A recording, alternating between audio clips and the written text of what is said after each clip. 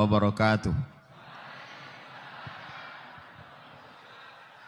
Alhamdulillah, Allahumma salli ala Sayyidina Muhammad wa ala ali Sayyidina Muhammad. Yang sama kita hormati Ibu Wali Kota atau yang mewakili. Kalau Tuan pergi ke kali jangan lupa bawa pelita. Kalau sering mewakili nanti lama-lama bisa jadi wali kota. Yang sama kita hormati Bapak Profesor Dr. Masruhi MPD, Rektor Universitas Muhammadiyah Semarang. Kemudian Ketua Dewan Takmir Masjid, Bapak Dr. Karnadi Hasan MPD, Al-Mukarram, Hafizahullah. Moderator kita pada malam hari ini, Bapak Dr. Jumai. Para tokoh masyarakat yang tidak dapat saya sebutkan satu persatu, hadirin hadirat, semuanya insya Allah selalu istiqomah iman dan Islam. Diberikan kesehatan zahir dan batin, bahagia dunia akhirat. Amin ya rabbal alamin. Napoleon Bonaparte datang ke Masjid Al-Azhar Kairo, Mesir. Lalu dengan gagahnya dia naik kuda, masuk ke dalam masjid dengan sepatu botnya. Lalu para kiai-kiai, syekh-syekh itu dia bariskan berjejer. Setelah itu dia panggil stafnya untuk bawa mesin listrik. Lalu dia strum. Akhirnya para ulama itu terkaget. Apa ini? Dia mengatakan inilah peradaban baru dunia. Umat Islam yang ketika itu masih lagi tenggelam dalam perdebatan skolastik khilafiyah, akhirnya tersadar bahwa kita dalam keadaan terjajah. Maka muncullah para ulama yang membangkitkan semangat. Semangat kita sebagai umat mesti bangkit. Sadar, halaka min ru'un lam ya'rif qadrahu. Yang celaka itu adalah orang yang tidak sadar bahwa dia sedang terjajah. Umat Islam tercabik-cabik. Di sebelah bagian utara Tunisia, Aljazair, Maroko, Mauritania itu dijajah oleh Spanyol dan sebagiannya oleh Inggris, oleh Prancis. Mesir dijajah oleh dua negara, Inggris dan Prancis. Khusus Libya dijajah oleh Itali, Mussolini. Pejuangnya yang luar biasa adalah Umar Mukhtar. Kita menonton filmnya yang diperankan oleh Anthony Quinn. Lalu kemudian Asia Tenggara, efek penjajahan itu sampai sekarang. Yang dijajah Malaysia, yang dijajah Inggris menjadi Malaysia, Singapura, Brunei Darussalam. Sedangkan yang dijajah oleh Belanda menjadi Indonesia. Maka kalau kita lihat ada satu pulau yang letaknya di atas, kalau kita tarik garis lurus, sebenarnya pulau ini masuknya ke Malaysia. Itu namanya Pulau Natuna. Ini Kalimantan, ini Sumatera, ini Malaysia. Kita tarik garis lurus, Natuna itu di atas, masuknya ke Malaysia.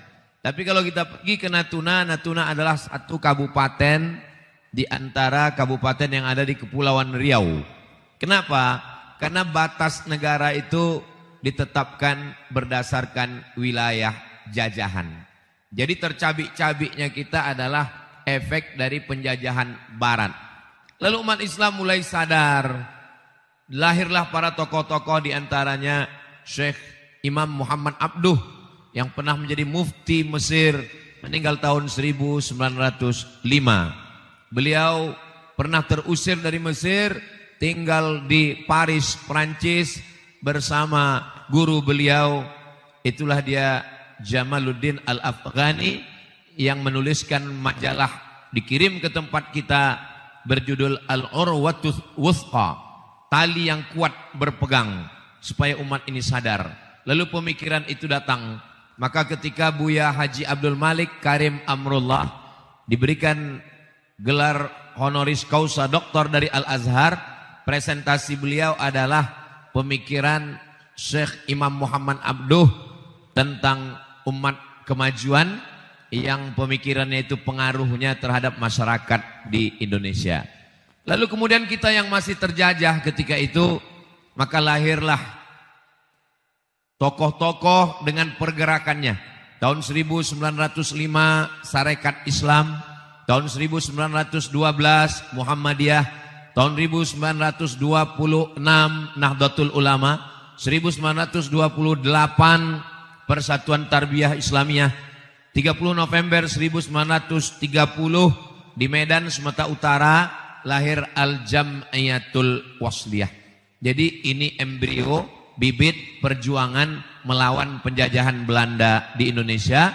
Jadi organisasi keagamaan ini jauh lebih tua daripada negara itu sendiri. Karena kita baru proklamasi, kalau Sumpah Pemudanya 28 Oktober 1928, lalu kemudian kita baru proklamasi 17 Agustus 1945, maka Sarekat Islam, kemudian Muhammadiyah, Nahdlatul Ulama, Perti, lalu Al-Jam'iyatul Wasliyah jauh lebih tua.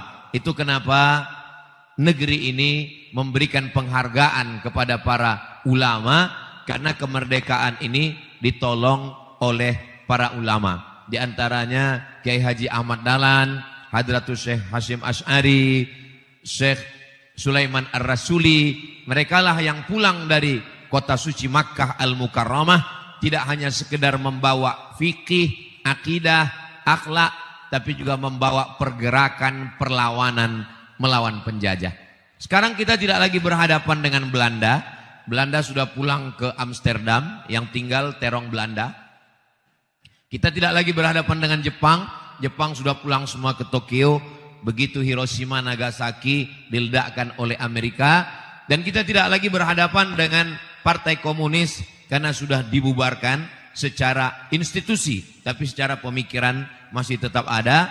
Yang sekarang kita hadapi adalah bagaimana kemakmuran ini bisa dinikmati bersama-sama. Karena sekarang kemakmuran hanya dinikmati oleh segelintir orang. Indonesia negeri yang luar biasa. Digambarkan dalam sebuah ungkapan, untayan zamrud katulistiwa, gemah ripah loh jenawi, tongkat dan batu jadi tanaman. Kita kalau pergi ke kota Makkah Al-Mukarramah, itu di bawah pohon kurma itu mesti ada keran air non-stop 24 jam harus mengalir terus, baru kurmanya bisa hidup. Di tempat kita buang aja itu batang ubi ke belakang, walaupun enggak dilihat, insya Allah besok sudah bisa bertunas. Begitulah hebatnya negeri kita. Minyak yang paling hebat dari tempat kita. Hasil-hasil alam dari tempat kita juga. Dari mulai minyak yang ada di dalam bumi, di perut bumi, sampai yang ada di atas bumi. Saya selalu mengumpamakan, kalau di dalam tanahnya ada minyak bumi dan gas, lalu kemudian di atasnya ada minyak kelapa sawit, sampai minyak jelantah bekas gorengannya pun masih tetap bisa diekspor juga. Jadi kita ini memang luar biasa. Jadi kalau masih ada fakir miskin, ada du'afa, orang susah, itu sebenarnya bukan salah alamnya, tapi salah kelola sumber daya alamnya. Maka alhamdulillah kehadiran Muhammadiyah pada miladnya yang ke-112, dari 1912 sampai sekarang 2024, semoga bisa menebarkan kemakmuran ini merata sebagaimana prinsip Islam, wa ma arsalnaka illa rahmatan lil alamin. Islam ini tidak rahmatan lil muslimin, Islam ini tidak rahmatan lil mu'minin, apalagi rahmatan lil muhammadiyin. Tapi lebih umum, lebih universal lagi adalah rahmatan lil alamin. Saya ikut bangga dan bahagia ketika membaca berita Muhammadiyah yang ada di Amerika, di Eropa, di Australia berhasil menggalang dana, membeli rumah ibadah, merubahnya menjadi masjid. Ternyata mereka tidak hanya memu'allafkan orang, bangunan pun mu'allaf juga. Jadi kalau Muhammad Al-Fatih berhasil merubah Konstantinopel menjadi Istanbul, kota dia Islamkan, lalu kemudian merubah yang dibangun oleh Kaisar Konstantin menjadi masjid yang besar, maka ternyata itu terjadi di zaman modern ini. Ini menjadi penyemangat buat Gen Z, buat anak-anak muda di masa akan datang, ada perjuangan. Tapi kesuksesan ini tidak didapat dengan selonjoran, karena sekarang anak-anak muda ini kurang perjuangannya. Bawaannya mau selonjoran, habis itu di akhir pekan weekend mau healing, dikit-dikit healing.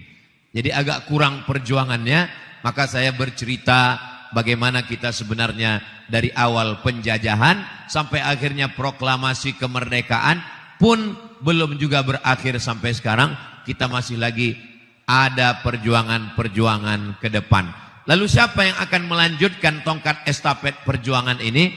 Itu adalah adik-adik dari mahasiswa-mahasiswi Universitas Muhammadiyah Semarang, insya Allah, yang ada di hadapan saya saat ini. Bapak-bapak ibu sekalian yang tidak lagi mahasiswa bukan berarti masa lalu. Karena yang ada di hadapan saya ini bukan orang tua, ini anak muda semua. Kalau ada yang tua itu sebenarnya hanyalah anak muda yang terjebak di tubuh yang tua. Nah, jadi ini semangat yang luar biasa. Tadi ketika saya lewat dengan Pak Rektor, melihat di bawah, saya lihat ini jamaahnya belum pada datang semua. Rupanya yang saya lihat itu lantai 1 di bawah. Ternyata masjid ini lantai 1, lantai 2, lantai 3 full penuh semua. Melihat lampu-lampunya mengingatkan kita ke Masjid Nabawi. Panjang umur, murah rezeki, ada kesempatan, badan sehat, kita sampai ke Baitullah insya Allah. Yang dilihat tidak sukunya, karena kalau dilihat suku Persatuan Islam Jawa, maka saya merasa minoritas di dalam. Tapi kalau dibuat juga pulau, Persatuan Muslim Pulau Jawa, saya sebagai orang Sumatera merasa sebagai tamu. Tapi yang dilihat adalah satu titik temu yang semuanya sepakat. Mau yang dari Pulau Jawa, mau yang dari Sabang sampai Papua, dari Maroko sampai Merauke, semua punya titik temu. Kita bertemu pada asyhadu an la ilaha illallah wa asyhadu anna Muhammadan Rasulullah. Jadi yang diambil itu adalah nama Muhammad, Nabi Muhammad SAW. Karena apapun mazhabnya, mau mazhab Imam Hanafi, mazhab Maliki, mazhab Syafi'i, mazhab Hambali, semuanya mengakui Muhammad SAW. Maka saya begitu datang ke Muhammadiyah, saya tidak merasa asing. Kenapa? Karena yang dibawa adalah titik temunya. Kita semua bertemu pada satu poros, yaitu poros Muhammad sallallahu alaihi wasallam. Hubungan saya dengan Muhammadiyah, saya ketika pulang dari Maroko tahun 2008, tahun 2009 saya ada kajian khusus hadis setiap Sabtu subuh di Masjid Akramun Nas Universitas Riau. Dari tahun 2009, 2010, 2011, 2012, 2013. Masjid ini di kampus tapi didirikan oleh tokoh-tokoh Muhammadiyah. Dan saya diberikan kesempatan untuk menyampaikan hadis di sana. Selama saya menyampaikan hadis di masjid ini, saya tidak pernah jadi imam. Jadi kalau saya diminta jadi imam, saya pura-pura batuk. Kenapa? Karena saya menyadari ada beberapa perbedaan fikih, tapi titik pertemuan kita tetap pada syahadat asyhadu an la ilaha illallah wa asyhadu anna Muhammadan Rasulullah. Ada satu masjid, Masjid Muhammadiyah, saya juga diberikan kesempatan untuk menyampaikan hadis di Pekanbaru Riau. Saya fokus pada hadis karena kebetulan saya belajar di Darul Hadis di Maroko, lalu kemudian melanjutkan S3-nya juga dalam bidang jurusan hadis di Universitas Omdurman Islamic University. Dan saya banyak berteman dengan sahabat-sahabat, Pak Din Samsudin, lalu kemudian Ustadz Salim dari alumni Al-Azhar jurusan tafsir, Ustadz Fahmi Salim, lalu kemudian sahabat saya Rektor Universitas Muhammadiyah Riau, Ustadz Dr. Saidul Amin. Pertemanan dan persahabatan ini yang terus berlanjut dan pada akhirnya hari ini saya datang ke Universitas Muhammadiyah Semarang. Rupanya saya sudah ditunggu dari tahun 2020. Jadi seandainya yang ngundang tahun 2020 itu menikah, itu anaknya sudah umur 3 tahun sekarang. Akhirnya kita bertemu. Beberapa waktu yang lalu kita ketemu di online. Saya bersama Pak Rektor ada buat kajian online, dan yang ikut serta waktu itu lebih 1000 orang. Ternyata yang offline hari ini lebih banyak lagi. Kita bisa bersama. Kalau kita lihat apa yang membuat kita bersama, masjid ini terdiri dari banyak unsur. Ada dindingnya, ada tiangnya, ada kubahnya, ada lantainya, ada mihrabnya. Tapi mereka semuanya bersatu atas nama masjid. Kalau masjid aja mau bersatu, mengapa kamu dengan aku tidak? Nah, oleh sebab itu maka yang kita cari adalah titik temu. Kalau kita mencari titik temu, terlalu banyak titik temu untuk mempersatukan kita. Tapi kalau yang mau dicari ini perbedaan, saya dengan Pak Dr. Juma'i juga banyak perbedaan. Dari atas sampai bawah kami udah berbeda. Beliau pecinya hitam, saya putih. Baju saya merah, saya baju putih, beliau hijau. Tapi beliau tidak pernah mempertanyakan. Tapi saya sudah siap jawaban. Seandainya beliau bertanya, kenapa Ustadz pecinya merah, bajunya putih? Saya akan jawab, NKRI harga mati. Jadi kalau kita tidak ada kecurigaan, kita semuanya menemukan pada titik kebersamaan, maka kita bisa menatap masa depan yang lebih baik. Setelah kita bisa bersama, duduk bersama, lalu pada proses berikutnya, mau dibawa kemana hubungan kita? Maka hubungan kita mau dibawa bahwa ini negeri amat sangat kaya, bagaimana kemakmurannya bisa dinikmati orang banyak. Sekarang saya pergi ke pedalaman. Dari ibu kota provinsi Riau, Pekanbaru, saya naik mobil 5 jam ke kabupaten perbatasan provinsi Jambi. Sampai di dalam mobil ditinggal di tepi sungai, kami masuk ke dalam lebih kurang 7 jam. Sampai di dalam kita masih menemukan masjid yang lantainya masih tanah. Pernah di semen, pernah mengalami semen tapi sudah nyaris lupa. Dindingnya masih kayu dengan paku-paku yang sudah mulai lapuk. Enggak perlu didorong pakai jari untuk mencopot dindingnya. Cukup dengan bersin aja, copot. Nah ini kalau kita sudah begini, kita tidak bisa lagi bawa perbedaan. Apapun nama ormasnya, dari latar belakang mana, mazhab apa yang dipakai, maka yang kita, jangankan sesama orang Islam itu kalau pergi ke laut, lalu di tengah laut ada orang tenggelam, dia tidak akan nanya, kamu agamanya apa? Kalau Islam saya tolong, kalau enggak kamu makanan hiu. Tidak begitu. Maka kita ini kalau berbeda agama saja kita bisa saling tolong menolong. La yanhakumullahu 'anil ladzina lam yuqatilukum fid din. Kalau mereka tidak memerangi kamu, walam yukhrijukum min diyarikum, tidak mengusir kamu. 2, mereka tidak memerangi kamu dan mereka tidak mengusir kamu, maka kamu boleh balas dengan 2. Antabarruhum, buat baik pada mereka, wa tuqsitu ilaihim, bersikap adillah pada mereka.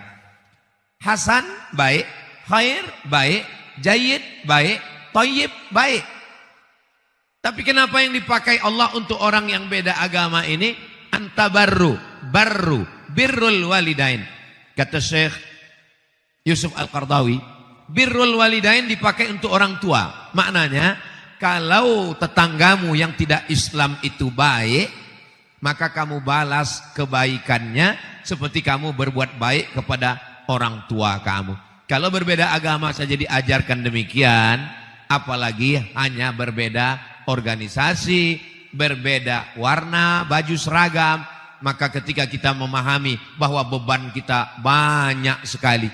Saya di mana-mana tausiah, selesai tausiah datang ibu-ibu, Ustadz Abdul Somad, anak saya mau melanjutkan sekolah, tapi sampai sekarang belum belum punya uang untuk SMP tahfiz. Yang satu lagi datang, saya sudah lulus ke Al-Azhar Ustadz, tapi tiket pesawat saya belum ada. Ini menunjukkan bahwa kita belum lagi kemakmuran itu dinikmati orang banyak.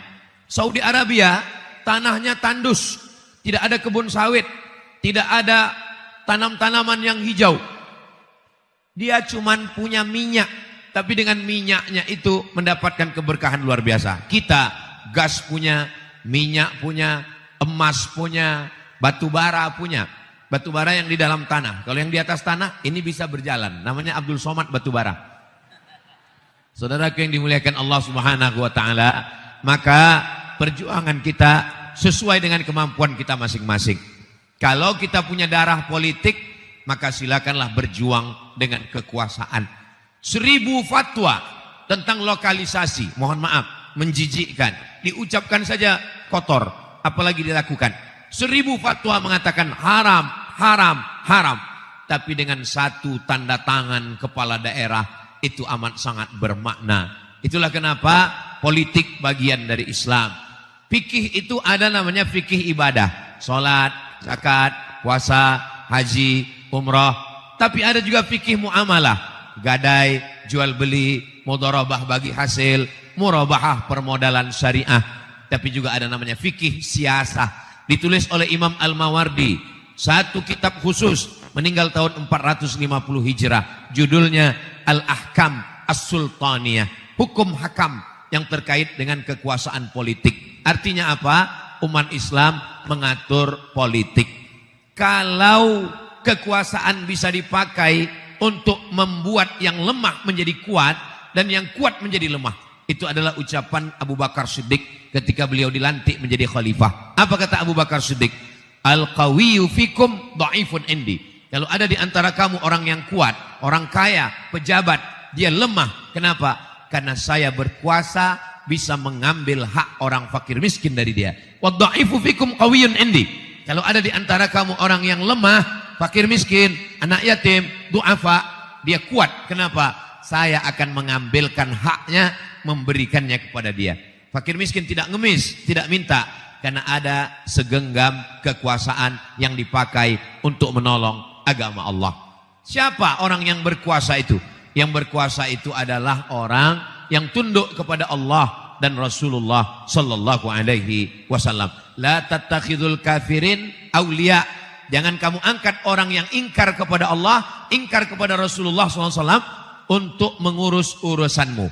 Ulil amri, uli orang, amri urusan, ulil amri orang-orang yang mengurus urusan kita. APBD diambil dari APBN, berapa persen yang dipakai untuk listrik pinggir jalan, berapa yang dipakai untuk masjid, berapa yang dipakai untuk pendidikan, berapa persen untuk pendidikan dasar, maka mereka yang punya kekuasaan tanda tangan. Kita tidak tinggal di kerajaan Demak, kita tidak lagi tinggal di kerajaan Majapahit, kita tinggal di negara demokrasi. Dalam dunia demokrasi, maka siapa yang paling banyak memilih, maka dialah yang punya kekuasaan. Maka dalam dunia demokrasi, suara terbanyak adalah suara Tuhan. Jadi kalau ada 5 mahasiswa, 10 laki-laki 5, perempuan 5, ada 10 mahasiswa. Lalu mereka menerapkan demokrasi sampai sore azan maghrib. Lalu mereka mau terus main bola atau sholat, pakai demokrasi. Lalu kemudian setelah di voting, yang 9 mengatakan hayya alal bola, sedangkan yang 1 mengatakan hayya alas sholah.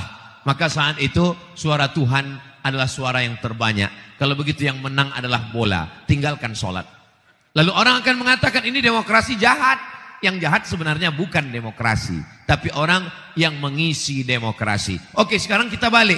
10 orang, yang 9 sudah ngaji di Masjid At-Taqwa. Lalu kemudian ketika di voting, ada 10, kita voting pakai sistem demokrasi. Ini kita mau bola atau sholat. Lalu kemudian yang 9 mengatakan kita sholat. Habis sholat baru main bola. Maka yang menang adalah yang sholat. Jadi yang salah bukan sistemnya, tapi yang salah itu adalah orangnya. Maka disinilah peran kita sebagai universitas, kampus, pendidikan, pondok pesantren, perjuangan kita. Bagaimana mencetak politisi, politikus, aktivis yang ke depan akan menjadi para pemimpin di masa akan datang. Oke, masa lalu tidak bisa kita ulang kembali. Siapapun yang mendaftar sekarang untuk dipilih pada tanggal 27 November itu tidak bisa diulang kembali. Tapi untuk 10 tahun, 20 tahun akan datang, ini di hadapan saya ini ada calon gubernur, calon menteri, calon presiden, calon direktur rumah sakit, dokter spesialis. Maka mereka inilah yang akan menjadi tongkat estafet meneruskan perjuangan dakwah di masa akan datang. Kalau dari awal ini dia sudah baik, maka insya Allah suaminya baik, istrinya baik, anaknya baik, masyarakat kecil yang baik. Kalau masyarakat kecilnya baik, masyarakat besarnya baik, maka secara sistem sosiologi, suami baik, istri baik, anak baik, keluarga kecil yang baik, berkumpul beberapa keluarga kecil yang baik, menjadi masyarakat yang baik. Kalau masyarakatnya sudah baik, maka negerinya pun akan menjadi baldatun thayyibatun wa rabbun ghafur. Jadi selama belajar di Universitas Muhammadiyah Semarang, yang laki-laki Masya Allah tempatnya juga spesial. Laki-laki khusus laki-laki semua, perempuan khusus perempuan semua. Kenapa dalam ajaran Islam laki-laki ini dipisah dengan perempuan? Karena laki-laki kalau terlalu sering dekat dengan perempuan akan hilang kelelakiannya. Cobalah lihat oknum artis-artis, penata tari, penata busana yang terlalu sering dekat dengan perempuan, akhirnya dia pun lupa dirinya laki-laki apa perempuan.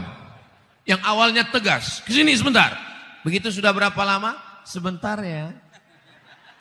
Nah, jadi kalau ada orang mengatakan, kenapa dalam pendidikan Islam itu dipisah laki-laki dan perempuan? Untuk mempertajam instingnya. Saya pergi ke rumah makan. Makanan begitu banyak, enak-enak semua. Ternyata orang yang bekerja di rumah makan, itu di belakang di dapur dia cuma makan nasi dengan tahu, tempe. Pas ditanya, kenapa? Kami ini udah tiap hari ngurus makanan sampai kehilangan selera makan. Ada yang lebih berbahaya. Orang yang setiap hari ngurus perempuan sampai akhirnya hilang selera terhadap perempuan. Itu maka dalam pendidikan ini amat sangat penting. Kenapa perempuan dalam Islam itu ditutup? Kita pergi di pinggir jalan. Nggak usah jauh-jauh di pinggir jalan. Yang ada di hadapan saya ini sekarang, walaupun adik-adik tidak melihat, ini di balik bunga yang mekar indah ini ada anggur satu piring. Anggurnya ditutup plastik, sudah dibuka oleh panitia. Kalau ada anggur, apel, melon, semangka di pinggir jalan, sudah dibelah, mengering, dikerubungi lalat, sementara ada yang di dalam mall, di dalam kaca, pasti kita akan mencari yang tertutup. Begitulah perumpamaan perempuan yang tertutup. Ini yang di hadapan saya ini adalah ini gadis-gadis yang sedang disimpan dalam etalase semua.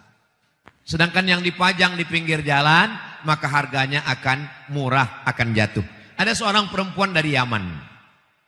Dia presentasi ke Amerika. Dia pakai hijab, pakai jilbab, pakai baju panjang.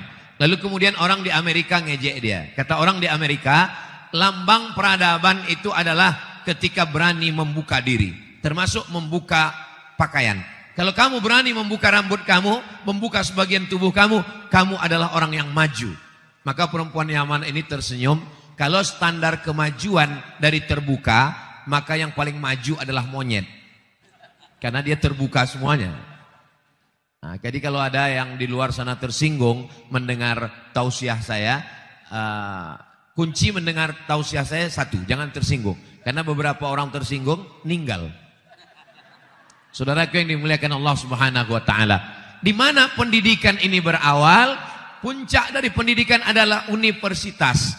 Dalam Islam yang namanya masjid, ada sholat Jumatnya namanya jami'. Maka disebut dengan takmir masjid at-taqwa, masjid jami'. Jami' ada sholat Jumatnya. Universitas bahasa Arabnya jami'ah. Tinggal menambah ta marbutoh. Maksudnya apa? Dari masjid menjadi universitas. Makanya amat sangat mengherankan kalau ada universitas nggak punya masjid. Karena dalam Islam universitas itu berawal dari masjid. Masjid Al-Azhar.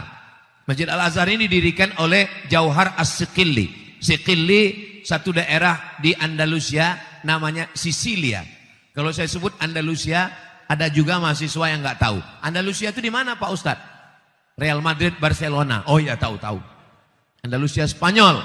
Lalu kemudian Salahuddin Al-Ayyubi merubah masjid ini 1 tahun dikosongkan. Nggak boleh ada kegiatan.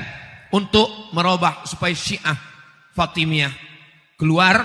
Setelah itu barulah menjadi masjid Ahlus Sunnah wal Jamaah. Perjuangan Salahuddin Al-Ayyubi, Masjid Al-Azhar berubah menjadi Al-Azhar University di Mesir. Yang kata orang tertua di dunia. Sebenarnya masih ada yang lebih tua lagi. Itu di Tunisia, Masjid Zaitunah. Masjid Zaitunah berubah menjadi Universitas Zaitunah. Sebetulnya masih ada yang tua lagi di Maghribi. Namanya Masjid Karawiyin. Karawiyin berubah menjadi universitas tertua di dunia, yaitu Jami'ah Karawiyin. Qarawiyyin University. Lebih tua daripada Harvard, lebih tua daripada McGill, lebih tua daripada Cambridge, lebih tua daripada Sorbonne Paris, Perancis.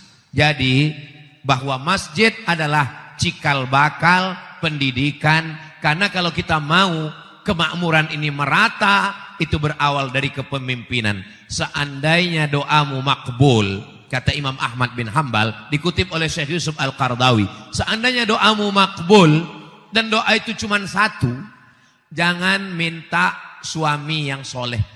Ibu, adik-adik mahasiswi, seandainya doa kalian makbul tapi doanya cuma satu, jangan minta suami yang soleh. Kenapa? Karena kalian belum siap berbagi dengan orang lain.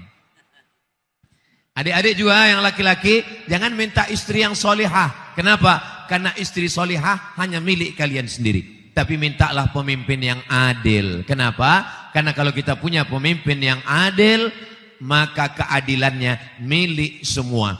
Maka di antara doa yang diajarkan, la tusallit alaina bidzunubina, jangan hukum kami karena dosa kami. Hukumannya apa? Man la yakhafuka wa la yarhamuna. Lalu naik orang yang memimpin kami, orang yang tidak takut kepadamu dan tidak sayang kepada kami. Fidel Castro, komunis, ateis, enggak percaya sama Tuhan. Kuba, terkenal dengan cerutunya. Fidel Castro tidak bertuhan, tapi dia sayang dengan rakyatnya. Maka rakyat Kuba merasa terlindungi, terayomi.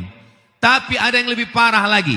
Tidak takut pada Tuhan, tidak sayang pada rakyat. Maka hidup di dalam tanah lebih baik daripada di atas tanah. Penderitaan di dalam tanah, mati selesai. Di atas tanah kita masih ketemu dengan orang yang berkeringat, berdarah-darah dari pagi sampai petang, tidak cukup untuk makan. Kuliah UKT begitu tinggi, biaya yang luar biasa. Setelah sarjana pun tidak mendapatkan pekerjaan yang layak. Saya pulang dari Mesir tahun 2002, pulang dari Maroko 2006, membawa titel LCMA, sebelah kiri S1 LC, sebelah kanan MA. LCMA lagi cemas mencari anak gadis. Saya pergi ke Malaysia, saya ketemu dengan teman saya. Apa kata cerita teman saya? Saya pulang, saya punya utang. Karena setiap tahun mereka boleh minjam ke negara 6.000 ringgit. 6.000 ringgit kali 3.000, 18 juta satu tahun untuk biaya kuliah. 18 juta, 18 juta, 18 juta, 18 juta. 4 tahun belajar. Begitu pulang, dicek berapa utangnya, ternyata utangnya sudah lunas karena nilainya jayid. Jayid, good. Jayid jiddan, very good. Mumtaz, excellent. Ustaz Somad, nilai saya juga jayid. Ustaz pulang nggak ngecek utang, memang nggak ada pinjaman sama sekali. Memang nggak pernah diberi pinjaman. Apa yang mau dibayar? 4 tahun saya belajar di Al-Azhar Kairo Mesir. Beasiswa saya murni dari Al-Azhar. 162 pon. 50 pon sewa rumah, 50 pon untuk makan, 20 pon beli buku, 20 pon ongkos angkot, 20 pon simpan di buku. Mana tahu sakit perut, mencret, pening kepala, demam. 4 tahun tidak pernah minta uang ke kampung. Orang tua saya alhamdulillah mampu. Sebatang 2 batang ada pohon sawit. Tapi untuk meminta saya tidak mau. Saya mau merasakan pendidikan, berdikari. Akhirnya hari ini saya bisa bicara kepada adik-adik mahasiswa, kalian belajar. Makanya ketika ada mahasiswa yang nanya ke saya, Ustadz beri saya motivasi. Saya sekarang lagi galau, kurang semangat belajar. Saya bilang mudah aja. Kasih tahu sama ayah ibu di rumah, jangan kirim belanja 4 tahun. Insya Allah semangat.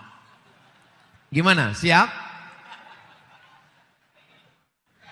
Saya mulai belajar di Al-Azhar bulan September tanggal 5 tahun 1998.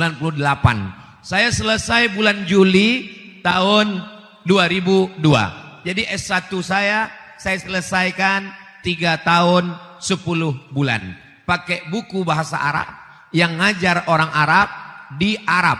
4 tahun saya nggak pernah pulang. Sekalipun saya nggak pernah pulang. Bukan karena serius, tiket mahal. Makanya saya kalau ketemu dengan mahasiswa, ketika ditanya, kamu semester berapa? Semester berapa? 4. Kok nggak sesuai sama mukanya? 14 Pak Ustadz. Kenapa bisa begini? Apa yang terjadi? Saya setelah selesai S1 selalu mencari info di internet. Saya pemburu beasiswa. Lalu selama Ustadz belajar itu tambahan biaya makannya dari mana? Musim haji kami naik kapal laut 3 hari 3 malam. Menyeberang Laut Merah.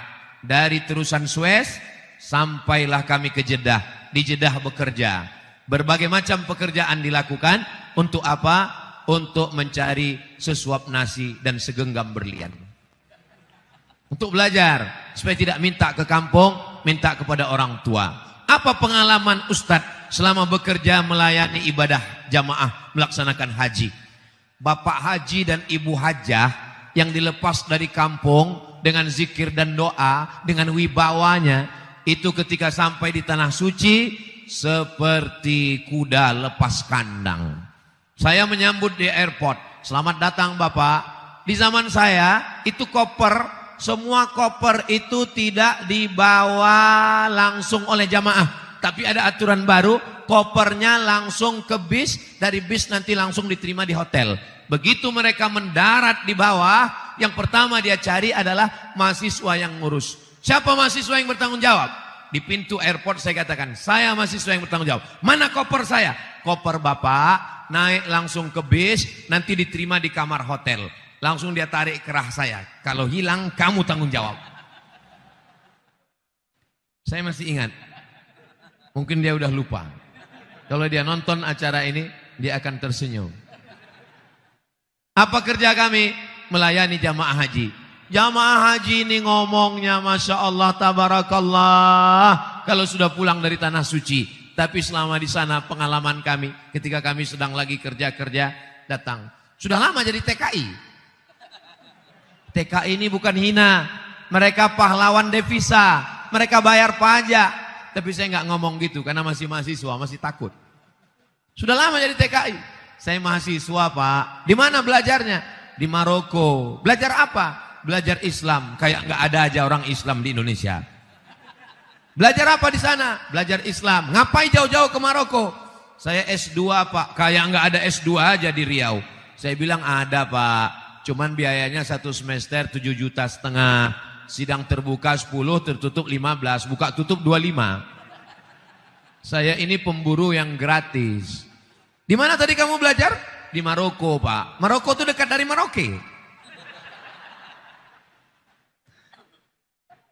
Jadi adik-adik sekalian, maka gantungkan cita-cita setinggi bintang di langit, tapi yakinlah kakimu masih nginjak bumi. Artinya apa? Pulang ke kampung halaman. Ini negeri kita. Baldatun thayyibatun wa rabbun ghafur. Ustadz dulu ketika kuliah apa yang Ustadz pikirkan? Yang saya pikirkan simple aja. S1, S2, S3, saya punya ijazah. Nanti saya ngelamar jadi dosen di Malaysia, Brunei Darussalam. Saya ngajar, punya mobil, punya rumah, liburan, selesai. Tapi ternyata setelah tamat, hidup tidak sesederhana itu, Besti. Kalau saya cuman di kampus, lalu yang mendakwah ke pedalaman, masih ada yang nyembah pohon kayu, nyembah batu, nyembah hantu. Lalu bagaimana dengan anak yatim, fakir miskin? Maka saya tetap ngajar di kampus. 6 bulan sekali saya tetap memberi kuliah umum di University Islam Sultan Syarif Ali Brunei Darussalam, di University Malaysia Sabah, di University Islam Malaka Unimel. Karena perjanjian saya kontrak 2 tahun, setiap 6 bulan sekali, saya nggak sanggup masuk kelas, saya beri untuk kuliah umum. Lalu kemudian di beberapa kampus, saya ingin ketemu dengan mahasiswa-mahasiswa, supaya saya nanti kalau mereka jadi orang, jadi manusia, orang hebat, mereka pernah kenal. Walaupun saya bukan dosen mereka, tapi pernah memberikan kuliah kepada mereka. Dan saya ucapkan terima kasih ke Universitas Muhammadiyah Semarang yang sudah mempertemukan saya dengan Bapak Ibu sekalian. Saya yakin dan percaya nanti akan ada dokter spesialis, punya kenangan terindah. Yang malam ini belajar, 20 tahun akan datang. Mereka akan menjadi pejabat, menteri kesehatan, kepala dinas, kepala badan, kepala kantor. Istrinya akan bertanya, kamu kuliah di mana dulu? Universitas Muhammadiyah Semarang. Selama kamu kuliah itu apa yang paling berkesan? Yang paling berkesan ketika itu ada satu penceramah di masjid kami. Siapa namanya? Almarhum Abdul Somad. Pada akhirnya hidup hanyalah sepotong kenangan, maka tinggalkanlah kenangan yang baik. Saya ingin menjadi kenangan yang baik pertemuan kita malam ini. Kalau nanti sudah jadi orang, maka jangan hanya menikmati alam yang indah ini untuk diri sendiri. Timah kita, emas kita. Pulau yang disebut sebagai pulau emas bernama Sumatera. Dengan minyaknya, gas bumi, PT Arunnya di Aceh. Dengan gas minyaknya di Riau. Dengan kelapa sawit terluasnya. Dengan hutan yang menghijau. Belum lagi Kalimantan, Sulawesi, saudara kita yang ada di Papua. Maka orang Islam dia tidak ingin menikmati sendiri. La yu'minu ahadukum. Kamu tidak beriman. Hatta yuhibba li akhih. Sampai kau sayang kepada saudaramu. Ma yuhibbu li nafsih. Sama seperti sayang pada diri sendiri. Orang beriman, kalau dia makan, dia tidak sedang ingat dirinya saja. Apakah saudara saya juga merasakan hal yang sama lewat di tenggorokan saya? Kalau ada orang Islam pergi ke Makkah bolak-balik, hajinya sampai berkali-kali, tapi ternyata tetangganya masih ada yang belum makan, anak nggak bisa ikut ujian karena tertunda bayar uang sekolah, mati lampunya karena tokennya habis nggak bisa beli paket. Maka sesungguhnya kata Nabi, laisa bil mu'min, dia tidak diakui sebagai orang beriman. Siapa dia? Yabitu sab'anan, tidur dalam keadaan pulas, lelap, wajaruhu ila jambihi ja'i'un, tetangga di samping rumahnya kelaparan. Alhamdulillah kita berada di tempat yang nyaman, masjidnya indah, cantik, bangunan luar biasa, bisa berkumpul dengan para profesor, guru besar, tokoh masyarakat. Tapi nun di pinggir kota masih ada saudara kita yang mengumpulkan kardus, kertas hanya untuk mencari sesuap nasi.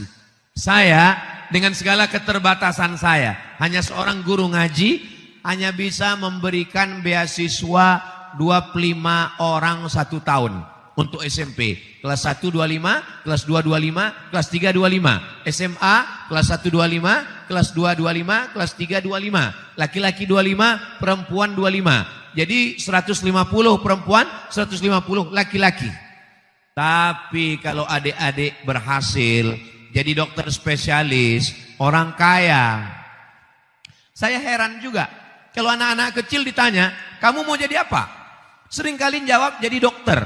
Dulu saya sangka jadi dokter itu karena ikut-ikutan temannya. Sekarang saya baru paham. Kenapa anak-anak itu kalau ditanya mau jadi apa? Jadi dokter. Ternyata dokter itu senternya kecil aja. Beda sama senter jaga malam. Jaga malam senternya gede, baterainya 6. Nyala dari jam 6 sore sampai jam 6 pagi. Dokter, senternya kecil, baterainya 1. Tapi hasil duitnya buka mulut 10. Banyak pasien yang takut tutup mulut.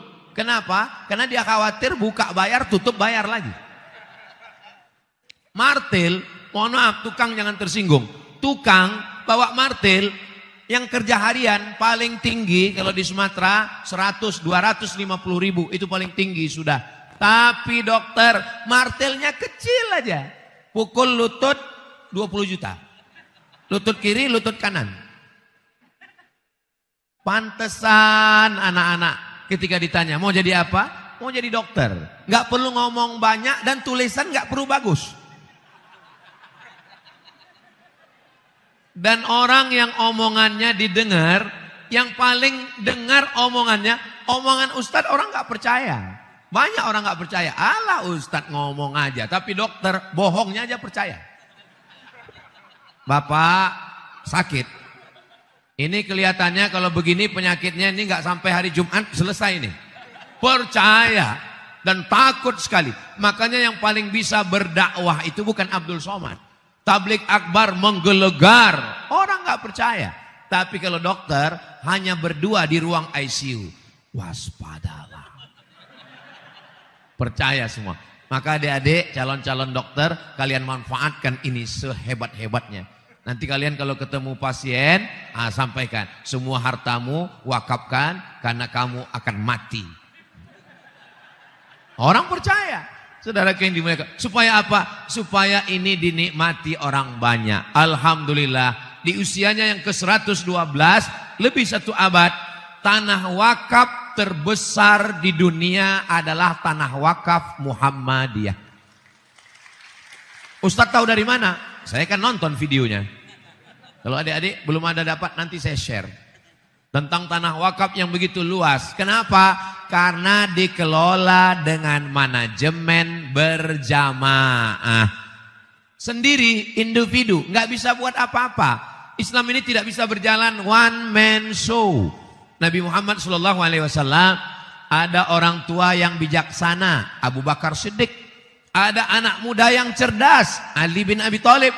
Ada anak muda yang kaya, Utsman bin Affan. Ada anak muda yang bertenaga berotot, Umar bin Khattab. Ada perempuan yang kaya, Khadijah. Ada perempuan yang cerdas, Aisyah.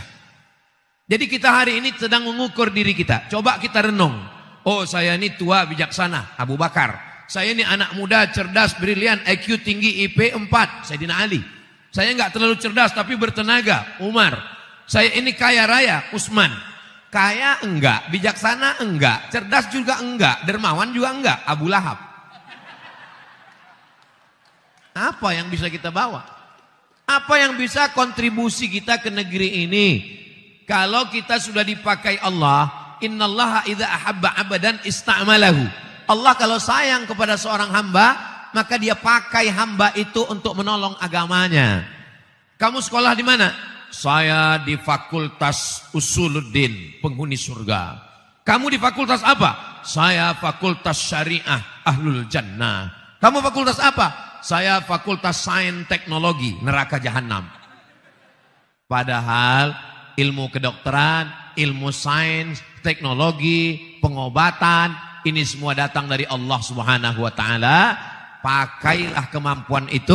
Kalau sudah dipakai Allah menjadi dokter, menjadi teknisi, menjadi hakim, menjadi pengacara, pakai itu untuk menolong agama Allah. Supaya apa? Supaya kemakmuran ini bisa dinikmati orang banyak, tidak hanya segelintir orang. Negeri yang besar ini ternyata hanya dikuasai hanya beberapa person. Konglomerasi, sentralisasi. Padahal kita mau dia merata. Kalaupun kaya dengan miskin tetap ada. Sunnatullah, ada fakir, ada miskin. Tapi jangan sampai jurangnya itu begitu jauh. Sekaya apapun kita, visi misi kita tetap ada pada pendidikan, sosial, dan dakwah. Kalau saya perhatikan, sebagai orang yang dari luar melihat Muhammadiyah, panti-panti asuhan. Berapa kali saya tausiah di panti asuhan Muhammadiyah, sosial. Pendidikan, dari mulai universitas sampai TK, sampai RA, Muhammadiyah. Konsen di pendidikan, sosial, pendidikan, dan dakwah. Yang mengirim da'i-da'i ke pedalaman, ke hutan, ke desa, ke gunung. Maka yang tiga ini. Inilah yang kita tinggalkan. Saya ini dokter spesialis Pak Ustadz. Saya nggak bisa buat panti. Saya nggak bisa berdakwah. Kita serahkan kepada orang lain, tapi support dananya kita dengan yang kita miliki. La yudraku kulluh, la yutraku kulluh. Kalau nggak bisa buat semuanya, jangan tinggalkan semuanya. Nggak bisa bangun satu masjid, jangan tinggalkan satu masjid. 2-3 sak semen, batu bata, batu kerikil. Nggak semuanya mesti tampil ke depan. Tiang yang kokoh ini, yang kuat itu bukan keramik. Justru keramik itu yang paling lemah. Tiang ini yang paling kuat adalah besi di dalam. Besi di dalam itulah yang paling kuat penyangganya. Tapi besi tidak pernah menampilkan keluar. Kalau ada masjid yang besinya keluar, itu masjid belum selesai.